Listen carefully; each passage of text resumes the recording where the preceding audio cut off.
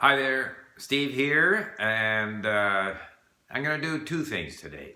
First of all, thank you for the responses to the polls that we did, and you'll see here that you can look in the description box to see the results. It seems to indicate that most people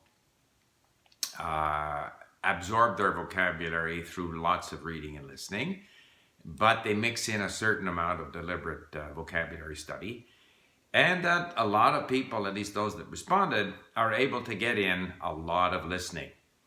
Now, there were some questions in response to the video about listening. There were some questions like, I have trouble listening. What is the strategy? How do we get better at listening? So I want to talk a little bit about that. But I also, before doing that, I want to announce, for those of you who are interested, that I am moving on from Greek onto Arabic, starting today. Now, I'm going to follow this up with a little video in Greek, just to explain why I'm moving on from Greek. And basically what I'm going to say is the following, and that is that, in learning a language, motivation is extremely important. So my initial motivation for learning Greek was that my wife and I had decided to visit Crete, and subsequently we also went to Athens. And originally we were only going to go to Crete, and because one of my listening materials and reading materials was about the building of the Acropolis, we extended our visit to go to Athens. So here again, that relationship between motivation and language, travel, and so forth, motivation is extremely important. I am by no means proficient in Greek. I can have simple conversations. I can read newspapers or even history books with the help of Link. On my own, it's a struggle. There are so many words that I yet have to learn. And I know from experience that it's a long road, and I've said this before. However, I have discovered a new world, the world of Greek history, the world of the Greek language. I can read the alphabet, and I can always go back to it, and I won't have lost much. And this is the case with my Czech, with my Polish, with my Romanian. I've started sort of on the path of discovering these languages. I can always go back to it, and in fact, to any of my languages, I can always go back and improve. But right now, I'm more motivated to see if I can discover a little bit of Arabic and the Arabic world. Now, let's get back to listening. What are some of the sort of suggestions that I might have for people who have trouble focusing or who have trouble listening? I would like to touch on 7 points. 7. Let's get 7 up there. 7. So, first of all, you have to listen to things that you have a chance of understanding, in my view. I think there's limited benefit to listening to things that you don't understand. So typically that means access to a transcript at the beginning, okay? Later on, when you're good enough at the language that you can understand 70, 80, 90%, then there's benefit in listening even without a transcript, because you're sort of refreshing all the things that you know, and you're taking a stab at inferring or understanding those things that you don't yet immediately understand.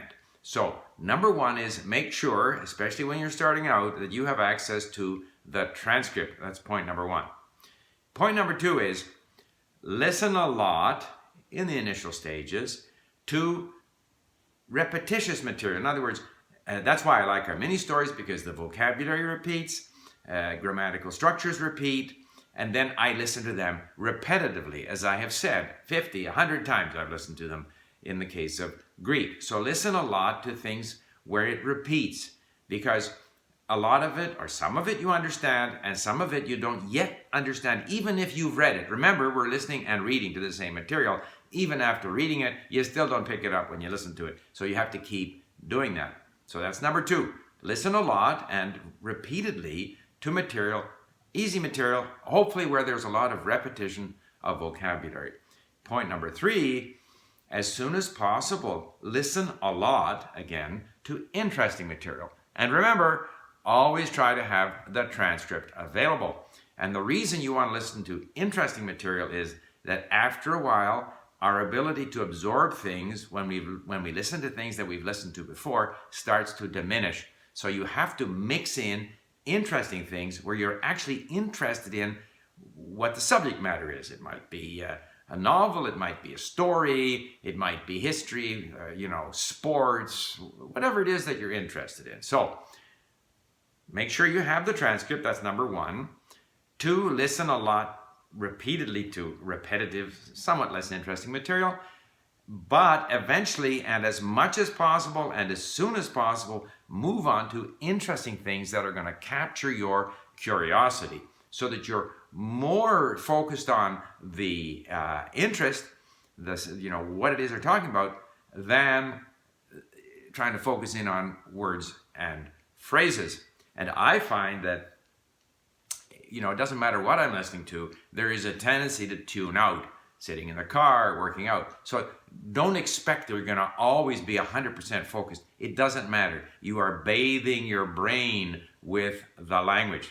Okay?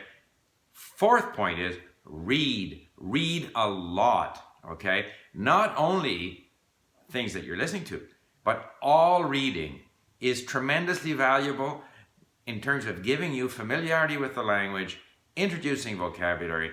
Of course, until we have a large vocabulary, we have to read, in my view, in an environment where it's like assisted reading. That's LingQ. So you can look up words, you can review the words immediately after having read a page at LingQ, but you have to read a lot. My statistics at LingQ in terms of the number of words that I have read, like even in Greek, it's well in excess, I don't know how many 100,000 words that I've read just on LingQ. You have to read a lot. Reading helps you understand when you listen. If you don't have words, if you don't have familiarity with the language, just listening is not enough. You have to read a lot. So that was the 4th, read a lot. Now, again, I mentioned this number 5, variety. Vary the things that you're listening to. Remember again, we always want to have that transcript available until we're fairly advanced. But try to vary it. Variety is good for the brain. I don't mean 3 different things within half an hour. I mean focus on one range of subject matter so you get some familiarity with the context, with the vocabulary, but then at some other point, do something else. And this can be as simple as when you're starting out, having a variety of beginner material. Or later on, perhaps having 2 or 3 different kinds of content, history, literature, whatever, that you're listening. So variety is important. So that's number 5. Number 6, keep listening. Don't say, well, I don't understand. Keep listening. In language learning, progress is slow. And number 7, keep reading. There you have it. I won't remember all the 7, but the gist of it is keep doing it, vary it, mix in the reading and listening, and eventually your brain will start to focus. And there's no point being frustrated that you can't understand or you have trouble focusing. You just have to keep going. It's that simple. Okay then, that's all I have to say. And now I'm going to try to do a brief explanation in Greek as to why I'm moving on from Greek to Arabic. Bye for now.